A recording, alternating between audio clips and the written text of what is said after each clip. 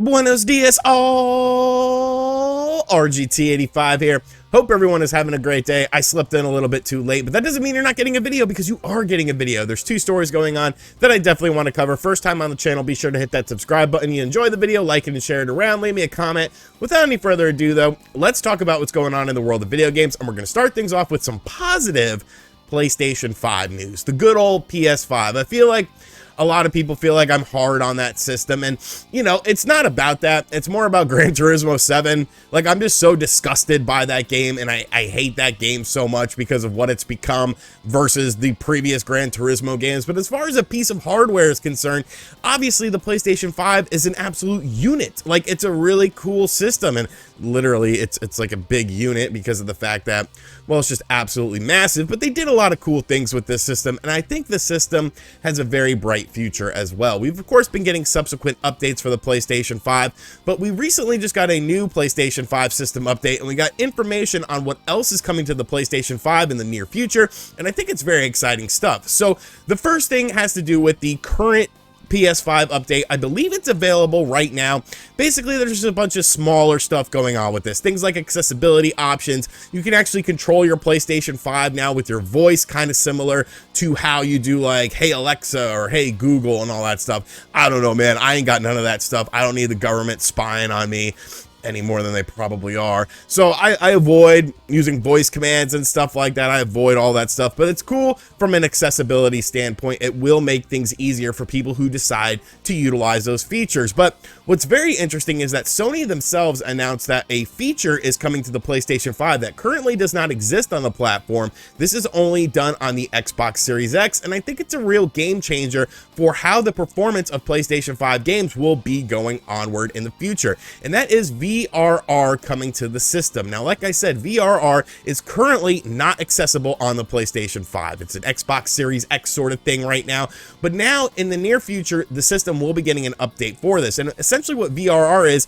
it's a variable refresh rate. Now, sort of in layman's terms, it allows the system to change the frame rates on the fly, and the refresh rate, I should say, on the fly. So if you have something like 120K hertz television, like a lot of people do with the LG CX models, because they're a very popular TV right now, you know, I own one and I think it's pretty cool. But now you'll be able to access things like VRR, which can change the refresh rate on the fly to give you a more smooth experience for some games, to give you, you know, a more seamless integration and just make for a better feeling game overall. Now, that's an advantage that the Xbox Series X has, because it allows for that dynamic resolution to sort of happen when it comes to the hertz per second, allowing you to have a smoother experience and allowing you to access up to 120 hertz per second games on that system. There are some games that have that on the PlayStation 5, but it's not a variable thing where it can refresh on its own. So this is actually a very big feature coming to the system. Now, it seems like the implementation will be rolling out over the next couple of weeks or so. They'll be adding in games that will allow this to be used. Some games will come out on day one with VRR enacted in it, so you can take advantage of that. And I think it's going to be a very good thing for PlayStation 5 games. I mean, look at like Elden Ring. There was people saying that Elden Ring had problems with, you know, the performance on the PlayStation 5. I didn't really have any issues with my version of Elden Ring as far as the frame rate was concerned. My issues were just, I don't know, I guess I suck at the game. I suck at all those games, and I find them too frustrating. But comparatively, you know, people were having to download the PS4 version of that game because it ran smoother. It had a smoother frame rate. And now going on in the future, we won't have to worry about that all that much. So I think it's a very cool thing, and definitely a big bonus for PS5 owners like myself who want to be able to get the best experience as possible. So let me know in the comments section down below if you're excited for this, because honestly, I think it's really going to improve a lot of PS5 experiences. And let's be real, a lot of them are already damn good, but why not make a damn good thing just a little bit better? And finally, the rumors are true. Nintendo is shutting down one of their online games coming up very, very soon. And it seems like we always have this sort of conversation whenever online games are talked about. The whole aspect of, well, what about the future of these games? You know, no one's going to be able to play these games. That's really what it boils down to. Think of all the online-based games that have come out as a games as a service or whatever that we've experienced either on mobile devices or we've experienced on consoles. And how many of those games like just completely disappear, and then the servers go down, and then you can't even access the game ever again. It's definitely a debate that we've talked about a lot on this channel. It's something that I am passionate about because I don't like to see video games just disappear. Like, it's a bizarre thing to me, but this is actually happening with a Nintendo game on the cell phone devices. The game in question is Dragalia Lost. Now, Nintendo kind of went pretty balls deep with a lot of mobile stuff. You had Super Mario Run, Mario Kart Tour, the Fire Emblem game. Nintendo definitely wanted to utilize the whole online stuff, the whole, you know, sort of different experience that you can get on a mobile game. And Dragalia Lost was a very profitable game for the company. They made a ton of money from it, and it was very popular. It seemed like people loved it. I never played it. I don't even know what type of gameplay it has because it's a mobile game, and I'm not playing a mobile game unless I'm getting paid to play it. But here's what's going on with Dragalia Lost. So over on their official website, we have some information here. This was uploaded 2 days ago, but nobody really talked about it, so I'm going to be the first to talk about it. Regarding the future of Dragalia Lost, thank you for playing the Dragalia Lost game. This message serves to inform players about the future of the game. The Dragalia Lost main campaign is scheduled to reach its conclusion in July of 2022, and then basically, like, that's it. You know, the main campaign is going to be concluded. Service for the game will itself come to a close at a later date.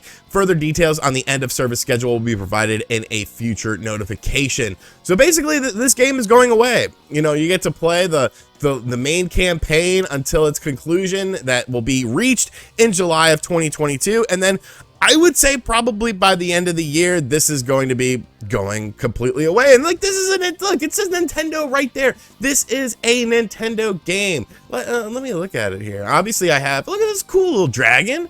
You know, he's kind of buff. He kind of looks like, I don't know, some weird fan fiction that somebody would make, but like, you know, people grow attachments to these games. People grow attachments to these characters, and you're taking away everything that these people have sunk money into. That's where it becomes a very predatory thing, because this isn't like something you just buy it and then, you know, it's kind of like whatever, you know, okay, I got my time out of it, it's done. It's something you continuously play. It's something that you continuously add money to in order to make the experience better for yourself, should you choose to do that. So we're talking about people, I mean, this game grossed tons of money. Like, the charts are absolutely insane.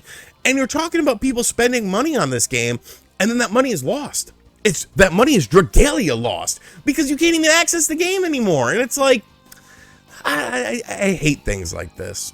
I hate things like this, and I don't understand why we as gamers just accept it. You know, we just accept it like, oh, well, that's how mobile games are. That's how these online games are. It's just kind of the way they work. Like, why? Why do they work that way? Why would a single player game need an online always connection in order to play it? Gran Turismo 7. Why would a game need to be online all the time in order to experience a story or experience something that you've been playing? And then you take that away from someone. You literally say, oh, thanks for the money. You know, nice monorail there. We're going to head out of town here. I don't like it. I don't like it, and I have no sort of, you know, affiliation with Dragalia Lost. I've never played the game. That was literally like one of the first times I've seen it. I'm obviously having a trailer over my ugly face to show you guys the gameplay and some of the trailers from the game, but you know, it's a damn shame. And it's like, okay, well, what about Super Mario Run? You gonna do the same thing? You're gonna do the same thing with Mario Kart Tour? Obviously, you're focused more on Mario Kart 8 Deluxe once again, so it's not just a Nintendo problem. It's obviously an industry-wide problem. But since Nintendo themselves does do mobile games, you have to call them out on this. So I don't like it. You know, are you a Dragalia Lost fan? Did you get lost in Dragalia? Is this one of your favorite games of all time? And if so, are you sad about this? Let me know in the comments down below. Alrighty, so that's gonna do it for today's video. Just a little something, a couple stories that I wanted to talk about and air my grievances about. Let me know in the comment section down below if you're excited for VRR coming to the PlayStation 5, because I think it's going to be a very positive thing for the system. And of course, Dragalia Lost. Did you spend money on this game? If so, do you feel a bit cheated? Do you feel a bit let down that this is going away? Because I mean, it's only been out for like 4 years. You know, what if if somebody ends the system after 4 years? We're all up in arms, but you know, a mobile game that you sunk probably more money into than you would a system, we're all fine with that. It's cool. You know, it's fine. And as always, guys, thank you for checking out this video. If you're new to the channel, be sure to hit that subscribe button, like, and share the video if you really enjoyed it. And as always, I'll catch you guys on the next one. Later.